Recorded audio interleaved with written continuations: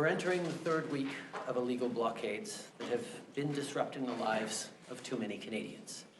Here in our capital city, families and small businesses have been enduring illegal obstruction of their neighbourhoods, occupying streets, harassing people, breaking the law. This is not a peaceful protest. At the borders in different parts of the country, the blockades are harming our economy and endangering public safety. Critical supply chains have been disrupted. This is hurting workers who rely on these jobs to feed their families. Yesterday, the Ambassador Bridge was reopened between Windsor and Detroit. Our team and I have been working with Ontario and the City of Windsor around the clock. I want to thank the officers on the ground, including the RCMP, who played an active role. We now have a responsibility to make sure that the bridge stays open. With each illegal blockade, local law enforcement agencies have been acting to keep the peace within their jurisdiction. Despite their best efforts, it is now clear that there are serious challenges to law enforcement's ability to effectively enforce the law. On Friday, Ontario invoked a state of emergency to respond to the blockades. This was the responsible and necessary thing to do.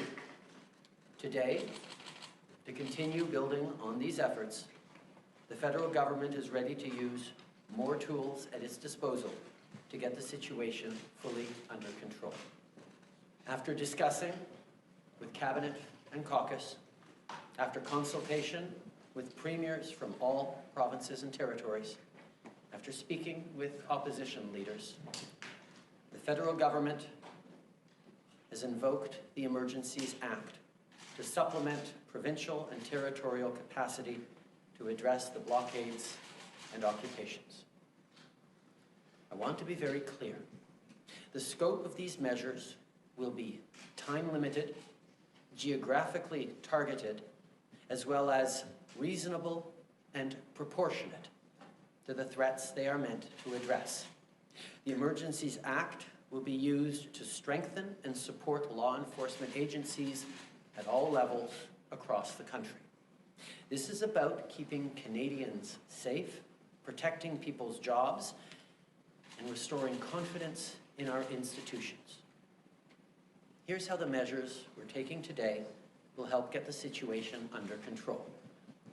The police will be given more tools to restore order in places where public assemblies can constitute illegal and dangerous activities, such as blockades and occupations, as seen in Ottawa, the Ambassador Bridge, and elsewhere. These tools include strengthening their ability to impose fines or imprisonment. The government will designate, secure, and protect places and infrastructure that are critical to our economy and people's jobs, including border crossings and airports. We cannot and will not allow illegal and dangerous activities to continue. The Emergencies Act will also allow the government to make sure essential services are rendered, for example, in order to tow vehicles blocking roads. In addition, financial institutions will be authorized or directed to render essential services to help address the situation, including by regulating and prohibiting the use of property to fund or support illegal blockades. Finally, will enable the RCMP to enforce municipal bylaws and provincial offences where required. This is what the Emergencies Act does. Let me be equally clear about what it does not do. We're not using the Emergencies Act to call in the military.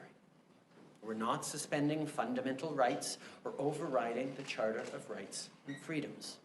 We are not limiting people's freedom of speech. We are not limiting freedom of peaceful assembly. We are not preventing people from exercising their right to protest legally.